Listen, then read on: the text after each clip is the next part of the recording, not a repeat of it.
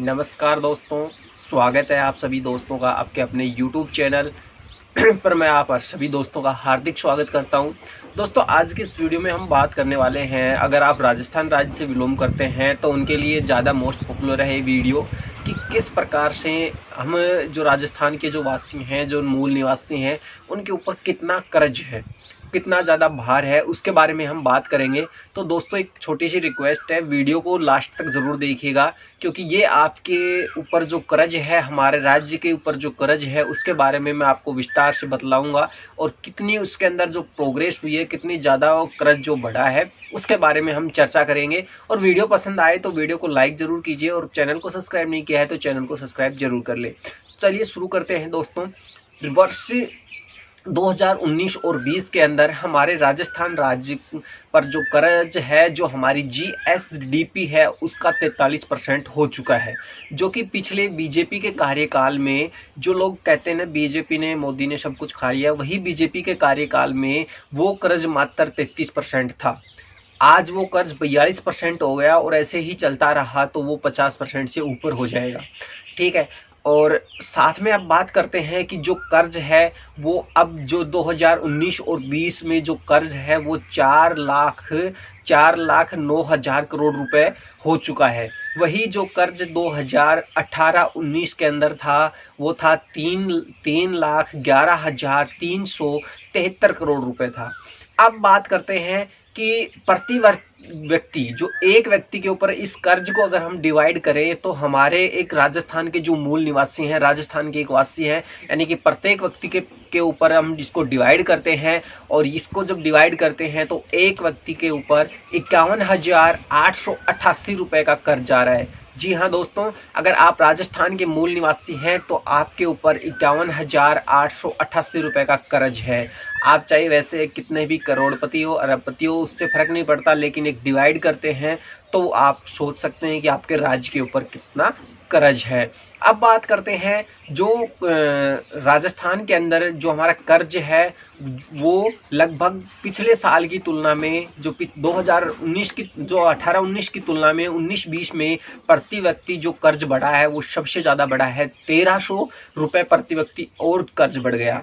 यानी कि अब तक जो राजस्थान राज्य में जितनी भी जो सरकारें थीं, उन सभी सरकारों से सबसे ज़्यादा जो कर्ज बढ़ा है वो अब बढ़ा है इस अशोक गहलोत के सरकार में, जो कांग्रेस की सरकार है उसके अंदर। मतलब जो टोटल जो कर्ज है उस कर्ज का 25% यानी 1 लाख करोड़ तो पिछले 2.5 साल में बढ़ा है। अभी तो कांग्रेस की 2.5 साल बाकी हैं तो उसमें तो ये और ज़्यादा बढ़ जाएगा। अगर 25% और हो जाता है तो 50 टोटल जो कर्ज है उसका 50% किसके सरकार में आ रहा है? कांग्रेस की सरकार में।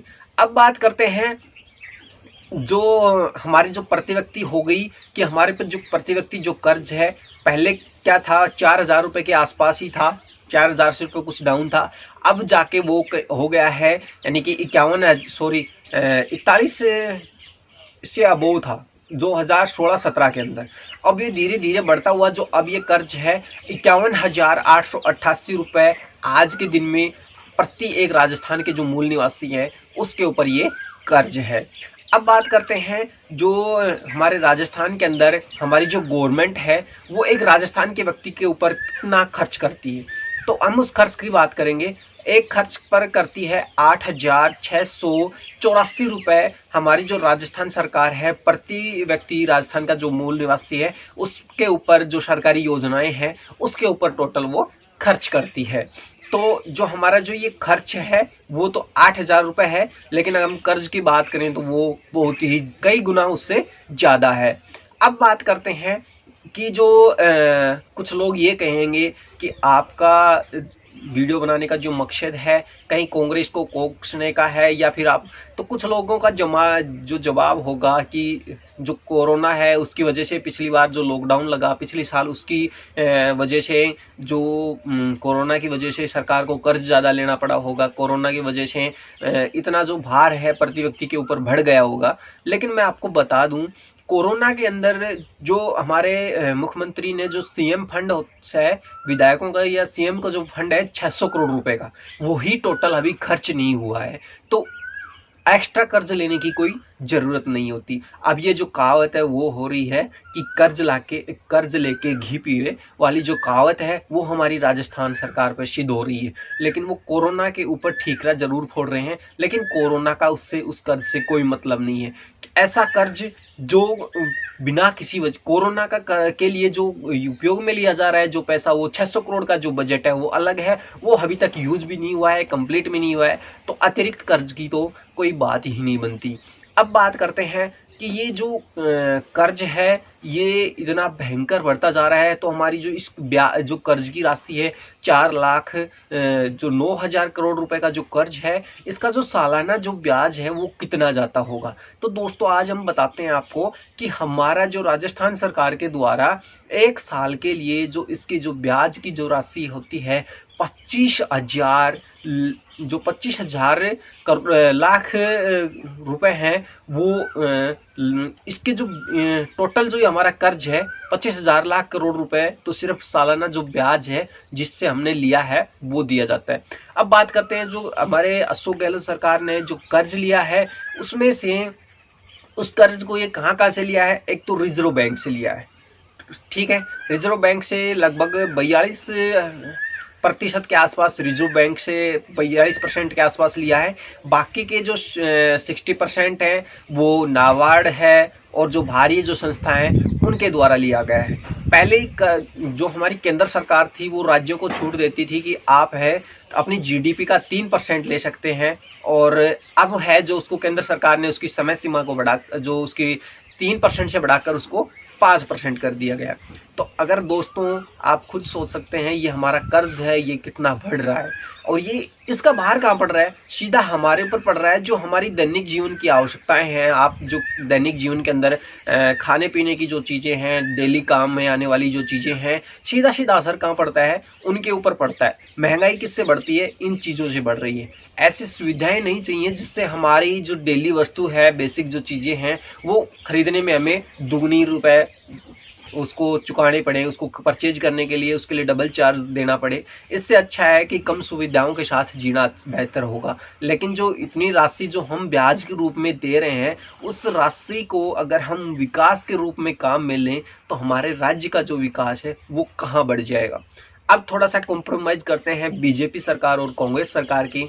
तो बीजेपी सरकार ने पिछले 5 साल में 1.64 लाख करोड़ रुपए का कर्ज लिया था 5 साल के अंदर, जबकि अशोक गहलोत ने 2.5 साल के अंदर ही 1 लाख करोड़ रुपए का जो है हमारा कर्ज है वो ले चुके हैं। अभी 2.5 साल बाकी हैं।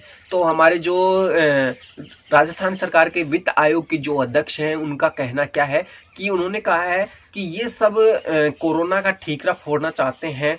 इनकी जो एक कार्यशैली है वो बिल्कुल गलत है, क्योंकि उनके पास कोई सिस्टम नहीं बना रखा।